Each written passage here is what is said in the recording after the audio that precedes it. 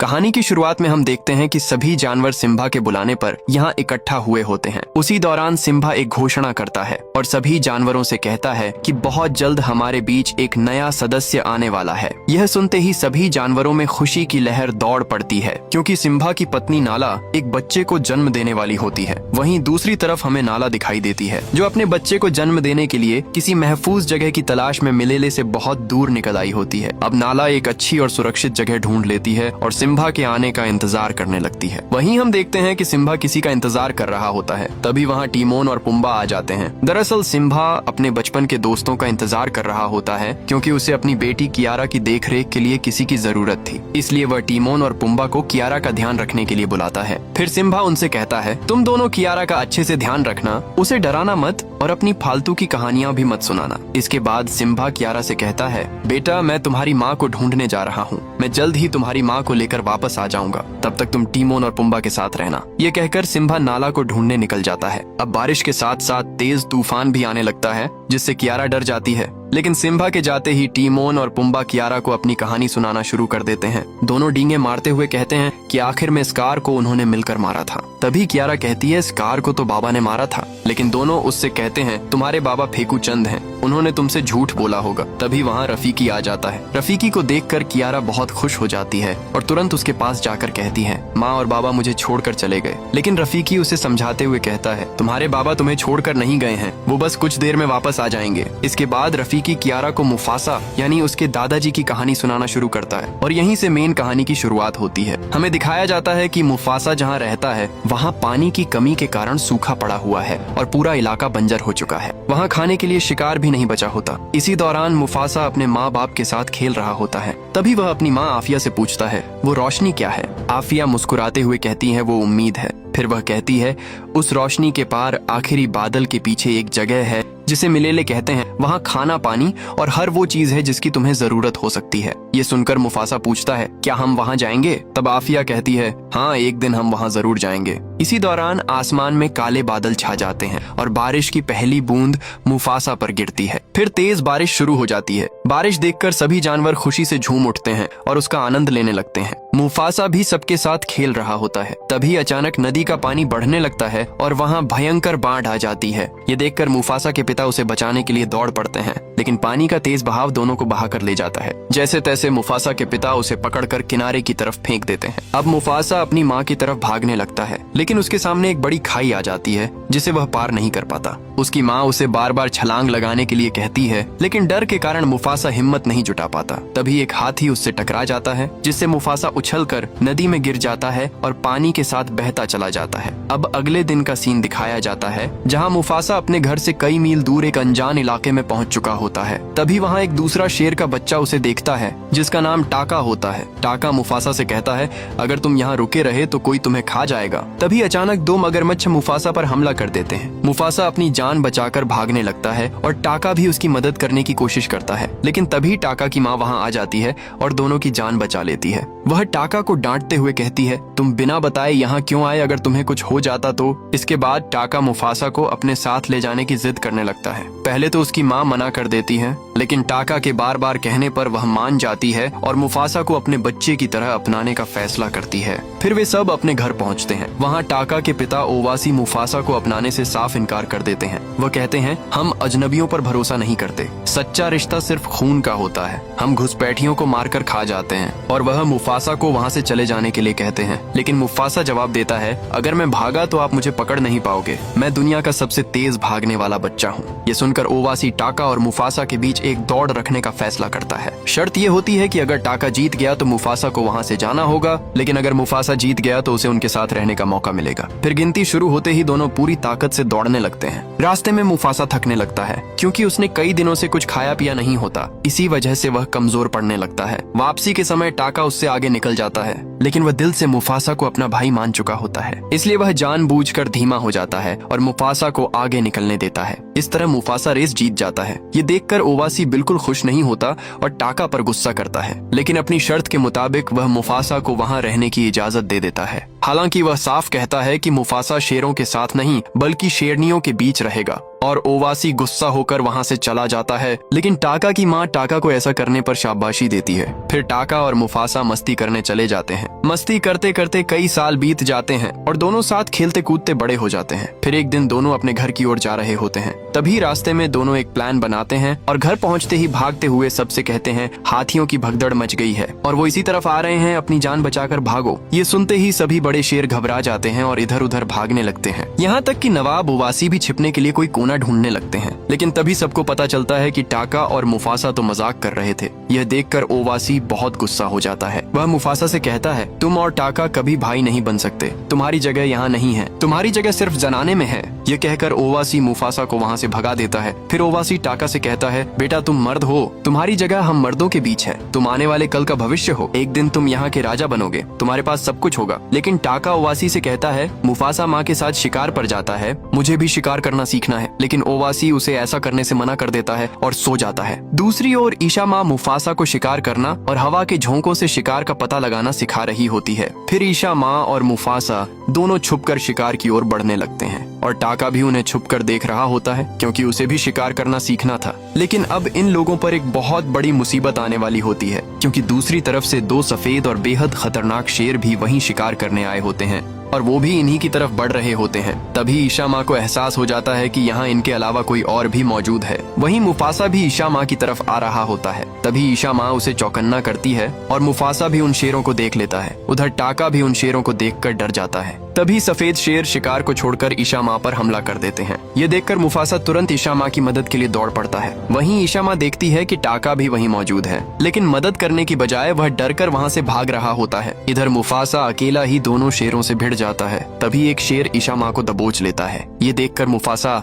पूरी ताकत से उस शेर को टक्कर मारता है, जिससे वह शेर पेड़ पर जाकर गिरता है और वहीं उसकी मौत हो जाती है। यह देखकर दूसरा शेर अपनी जान बचाकर वहाँ से भाग जाता है। फिर ईशा माँ और मुफासा घायल अवस्था में घर पहुँचते हैं। उन्हें देखकर ओवासी चौंक जाता है और पूछता है, ये सब कैसे हुआ? तब ईशा माँ सारी बात बताती है। वह कहती है, दो सफेद शेरों ने हम पर हमला किया था। अगर आज मुफासा ना होता तो शायद मेरी जान भी चली जाती और टाका हमें मुसीबत में छोड़कर भाग आया। ये सुनकर टाका को अपने आप पर शर्म आने लगती है। वह सोचने लगता है कि वह अपनी माँ को मुसीबत में छोड़कर भाग गया। उसे बहुत बुरा लगता है। तभी मुफासा कहता है, हमें तैयार रहना होगा, वो फिर हमला करने आएंगे। बहती हवा बता रही है कि वो एक दिन में यहाँ पहुँच जाएंगे। लेकिन ओवासी को मुफासा की बात पर यकीन नहीं होता, इसलिए वह अपना एक खबरी सफेद शेरों के इलाके में भेजता है ताकि सच्चाई का पता लगाया जा सके। अब दूसरी तरफ हम किरोक्स के कबीले को देखते हैं। वहाँ वही शेर मौजूद होता है जो कुछ देर पहले मुफासा से बचकर भागा था, और जिस शेर को मुफासा ने मारा था वो किरोक्स का बेटा था। अपने बेटे की मौत से किरोक्स गुस्से से आग बबूला हो चुका होता है। वह गुस्से में बचे हुए शेर को भी अपने साथियों से मरवा देता है। वहीं ओवासी का खबरी ये सब छुपकर देख रहा होता है। ये सब देखकर खबरी तुरंत वापस लौटता है और ओवासी को बताता है वो लोग बहुत जल्द हम पर हमला करने आ रहे हैं और उनका एक शेर हमारे दो शेरों के बराबर है।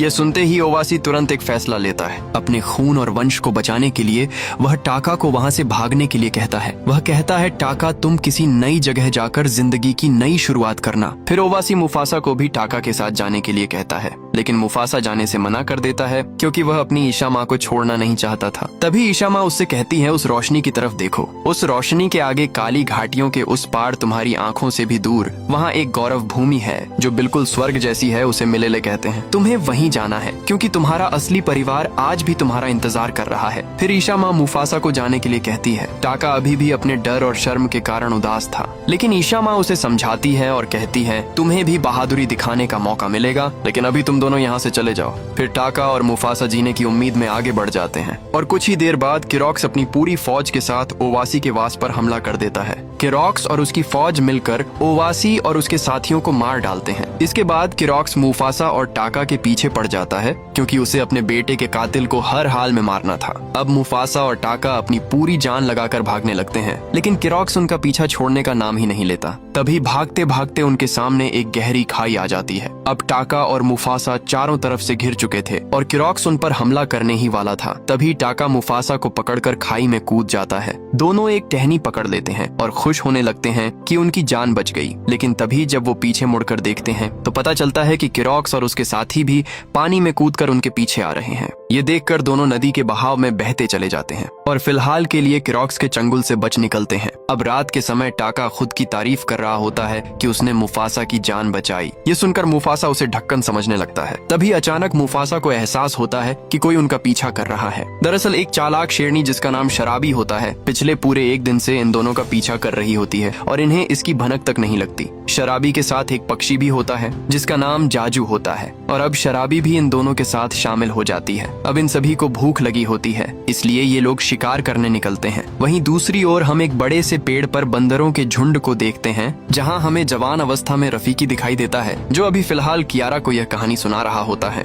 अब यहीं से इस कहानी में रफीकी की एंट्री होती है। उस समय रफीकी को उसके ही झुंड के लोग झुंड से बाहर निकाल देते हैं, क्योंकि रफीकी आने वाले खतरे को अपने सपनों में पहले ही देख सकता था। उसने सभी को पहले ही चेतावनी दी थी कि कोई बड़ा खतरा आने वाला है, लेकिन सभी उसे पागल समझकर उसकी बातों पर ध्यान नहीं देते और फिर अगली ही रात एक चीता बंदरों पर हमला कर देता है। इस बात से गुस्से में आकर झुंड के सभी बंदर रफीकी को ही मनहूस और खतरे की वजह मान लेते हैं और उसे झुंड से निकाल देते हैं। अब रफीकी अकेला ही आगे बढ़ने लगता है। वहीं दूसरी तरफ मुफासा और उसके साथी शिकार करने के लिए घात लगाकर बैठे होते हैं। तभी मुफासा हमला करने के लिए आगे बढ़ता है, लेकिन रफीकी उससे बिल्कुल भी नहीं डरता। यह देखकर मुफासा चौंक जाता है। फिर वह दोबारा रफीकी को डराने की कोशिश करता है, लेकिन रफीकी पर उसका कोई असर ही नहीं होता। फिर मुफासा उससे कहता है, हम शेर हैं, हम तुम्हें खा जाएंगे, क्या तुम्हें हमसे डर नहीं लगता? इस पर रफीकी मुस्कुराते हुए कहता है, मुझे किसी से डर नहीं लगता और अगर तुम मुझे खा जाओगे तो तुम कभी भी मिलेले नहीं पहुंच पाओगे। अब मिलेले का नाम सुनते ही मुफासा हैरान हो जाता है। वह तुरंत रफीकी से पूछता है,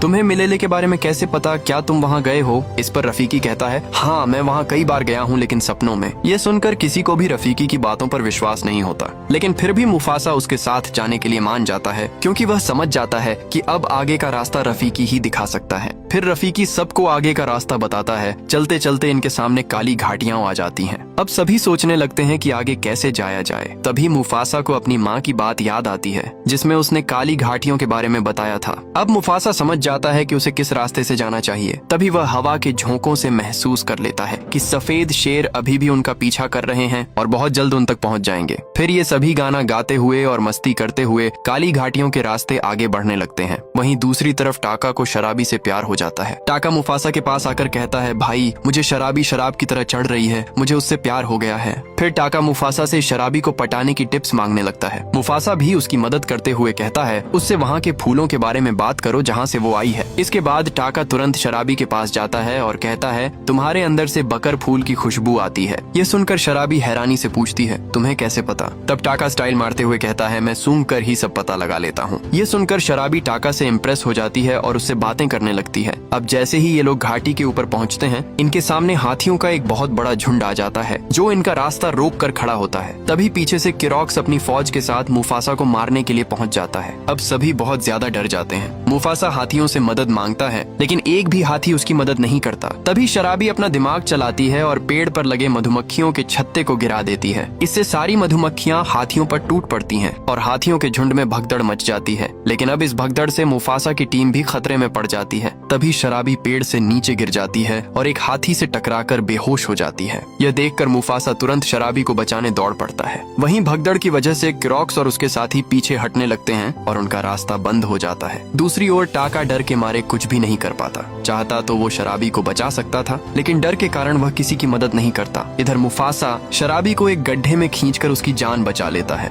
यह देखकर किरॉक्स किसी दूसरे रास्ते की तलाश में वहाँ से वापस लौट जाता है। वहीं दूसरी ओर रफीकी पेड़ से नीचे गिर जाता है और यहीं उसे उसका रहस्यमयी डंडा मिलता है। क्योंकि शराबी काफी देर से बेहोश होती है, इसलिए रफीकी अपने मंत्रों से उसे होश में लाता है। होश में आते ही शराबी पूछती है, मेरी जान किसने बचाई? तभी मुफासा कहता है, टाका ने तुम्हारी जान बचाई है। ये सुनकर टाका खुद भी चौंक जाता है और शराबी टाका को पसंद करने लगती है। फिर सभी लोग अपना सफर दोबारा शुरू करते हैं। अब मिलेले बहुत करीब रह गया होता है। ये सभी आगे बढ़ते हैं और पीछे से जाजू बर्फ गिराकर इनके पैरों के निशान मिटा देता है, जिससे किरॉक्स और उसके साथी रास्ता भटक जाते हैं। यह देखकर शराबी खुशी से मुफासा को गले लगा लेती है, लेकिन ये चीज टाका को बिल्कुल अच्छी नहीं लगती। उसी दौरान रफीकी गिर जाता है। तब मुफासा कहता है, मैं हूं ना, और उसे अपनी पीठ पर बैठा लेता है। तभी शराबी समझ जाती है कि उसकी जान बचाने वाला टाका नहीं बल्कि मुफासा था। अब यहाँ मुफासा शिकार करने आया होता है। तभी शराबी उसके पास आकर कहती है, मुझे पता चल गया है, मुझे टाका ने नहीं तुमने बचाया था। ये सुनकर मुफासा उसकी बात को टालने की कोशिश करता है, लेकिन शराबी कहती है, तुम हवा के झोंकों से सब पता लगा लेते हो। मतलब तुमने ही मेरी खुशबू सूंघकर टाका को उन फूलों के बारे में बताया था और तुमने ही मुझे भगदड़ से बचाया था। और यह सब टाका दूर से देख रहा होता है। मुफासा धीरे से कहता है, टाका मेरा भाई है, उसने मेरी जान बचाई थी, मैं उसे धोखा नहीं दे सकता। लेकिन शराबी उसकी बात मानने को तैयार नहीं होती। आखिरकार मुफासा मजबूर होकर सच बता देता है, हाँ मैंने ही तुम्हें बचाया था। और फिर यहाँ एक रोमांटिक गाना शुरू हो जाता है। इसी बीच टाका दूर से मुफासा और शराबी को एक दूसरे के करीब देख लेता है। ये देखकर टाका अंदर से टूट जाता है। उसके मन में वही बातें घूमने लगती हैं जो उसके बाबा ने कही थी, आवारा लोग एक दिन हमसे सब कुछ छीन लेते हैं। और अब टाका मुफासा को धोखेबाज समझकर वहाँ से जाने लगता है। तभी अचानक बर्फ टूट जाती है और टाका पहाड़ से नीचे गिर जाता है। नीचे पहुँचते ही उसे कुछ आवाजें सुनाई देती हैं। वह देखता है कि किरॉक्स का पूरा झुंड रास्ता भटक चुका है। अब टाका के मन में मुफासा से बदला लेने का ख्याल आता है। वह सीधे किरॉक्स के पास चला जाता है और कहता है, तुम्हारे बेटे को मैंने नहीं, मुफासा ने मारा था और वही है जो हर मोड़ पर तुम्हें मात दे रहा है। सिर्फ मैं ही तुम्हें उसके पास ले जा सकता हूँ, क्योंकि मुझे भी उससे बदला लेना है। उसने मेरा प्यार मुझसे छीन लिया। इसके बाद टाका और किरॉक्स हाथ मिला लेते हैं। अब अगली सुबह टाका वापस लौटता है। मुफासा उसे देखकर पूछता है, तुम कहाँ चले गए थे? टाका बस इतना कहता है, शिकार करने गया था, और बात को टाल देता है। फिर सभी लोग आगे बढ़ने लगते हैं, लेकिन टाका जानबूझकर पीछे निशान छोड़ते हुए चल रहा होता है ताकि किरॉक्स उन तक पहुँच सके। आखिरकार इन सब का सफर खत्म होता है, क्योंकि अब सभी लोग मिलेले पहुंच चुके थे। वहां का नजारा देखकर किसी को भी अपनी आंखों पर विश्वास नहीं होता। चारों तरफ हरी भरी वादियां, खूबसूरत फूल और उनकी महक, सब कुछ किसी स्वर्ग जैसा लग रहा होता है। वहीं सभी खुशी से मस्ती कर रहे होते हैं। तभी रफीकी को अपने सपनों में दिखने वाला पेड़ मिल जाता है। उसे देखकर रफीकी बेहद खुश हो जाता है। तब मुफासा उससे कहता है, इस पेड़ के पास तुम्हें तुम्हारा भाई भी दिखाई देता था ना, वो कहाँ है? इस पर रफीकी मुस्कुराकर कहता है, मेरा भाई तो बचपन में ही मुझसे बिछड़ गया था। मुझे यहाँ दिखाई देने वाला भाई तुम थे मुफासा। मैं तुम्हें ही सपनों में देखा करता था, इसी जगह पर खड़े हुए, और आज मेरा सपना पूरा हो गया। तभी वहाँ बहुत सारे जानवर इकट्ठा होने लगते हैं। सभी जानवर मुफासा को पहचान जाते हैं, क्योंकि बचपन में मुफासा इन्हीं के बीच से नदी में बह गया था। लेकिन तभी अचानक किरॉक्स अपनी फौज के साथ वहां पहुंच जाता है और मुफासा को चारों तरफ से घेर लेता है। किरॉक्स हंसते हुए कहता है, तुम्हारे अपने भाई की वजह से ही हम यहाँ तक पहुँच पाए हैं। अब मुफासा को अपने भाई की असलियत का पता चलता है। टाका गुस्से में कहता है, राजा का बेटा मैं और शराबी का प्यार तू, माँ बाबा का भरोसा भी तूने मेरी पूरी जिंदगी बर्बाद कर दी। इतना कहते ही किरॉक्स मुफासा पर हमला कर देता है। ये देखकर मुफासा भागने लगता है, लेकिन उसके सामने एक गहरी खाई आ जाती है। तभी पीछे से किरॉक्स उस पर हमला करता है, लेकिन मुफासा चालाकी से किरॉक्स को ही खाई में गिरा देता है। अब मुफासा को थोड़ा समय मिल जाता है। वह पहाड़ के ऊपर चढ़कर जोरदार दहाड़ मारता है। उसकी दहाड़ सुनकर सारे जानवर उसके सामने इकट्ठा हो जाते हैं। तभी मुफासा सबसे कहता है, मैं हूँ मुफासा बेघर आवारा, फिर भी आज तुम सबके सामने सीना तान कर खड़ा हूँ। मुझे पता है तुम सब डरे हुए हो, लेकिन तुम्हें मेरी मदद करनी होगी। तभी एक जिराफ कहता है, हम तुम्हारे साथ क्यों मरें? ये सिर्फ तुम्हारी लड़ाई है। इस पर मुफासा कहता है, आज ये लोग मुझे मारने आए हैं, लेकिन मेरे बाद क्या ये तुम्हारा शिकार नहीं करेंगे? अगर आज तुम सबने मेरी मदद नहीं की तो आने वाले समय में मिलेले भी खत्म हो जाएगा। ये सुनते ही सभी जानवर मुफासा का साथ देने के लिए तैयार हो जाते हैं। फिर सभी मिलकर किरॉक्स की फौज पर हमला कर देते हैं और उन्हें खदेड़ खदेड़ कर मारने लगते हैं। उधर ऊपर 3 शेरनियां मुफासा पर हमला कर देती हैं। लड़ाई करते करते मुफासा एक बड़े काले गड्ढे में गिर जाता है। वहाँ चारों तरफ अंधेरा होता है। मुफासा मदद के लिए टाका को पुकारता है, लेकिन टाका उसकी मदद नहीं करता और वहाँ से चला जाता है। अब मुफासा अंधेरे में रास्ता ढूंढ रहा होता है। तभी अचानक किरॉक्स झरने के पीछे से बाहर निकलता है और फिर दोनों के बीच जोरदार लड़ाई शुरू हो जाती है। यहाँ किरॉक्स मुफासा पर भारी पड़ रहा होता है। ये सब टाका भी देख रहा होता है। अब किरॉक्स धीरे धीरे मुफासा को मारने के करीब पहुंच जाता है। तभी टाका को अपना बचपन याद आने लगता है, जब वो और मुफासा साथ में खेला करते थे। यह सोचकर टाका भावुक हो जाता है और तभी जब किरॉक्स मुफासा को मारने ही वाला होता है, टाका बीच में आ जाता है। इससे मुफासा की जान बच जाती है, लेकिन टाका की आंख पर गहरी चोट लग जाती है। अब टाका और मुफासा दोनों मिलकर किरॉक्स से लड़ने लगते हैं, लेकिन किरॉक्स अब भी दोनों पर भारी पड़ रहा होता है। उधर बाहर भी किरॉक्स की फौज सभी पर भारी पड़ने लगती है। तभी रफीकी एक मंत्र पढ़ता है। अचानक धरती कांपने लगती है और जमीन फट जाती है, जिसमें कई शेरनियां गिर जाती हैं। पूरा पहाड़ टूटने लगता है और इसी दौरान वहां मुफासा का सिंहासन बन जाता है। उसी जगह जहां मुफासा और किरॉक्स लड़ रहे होते हैं, एक बहुत बड़ा पत्थर गिरता है। उससे जमीन टूट जाती है और मुफासा तथा किरॉक्स दोनों पानी में गिर जाते हैं।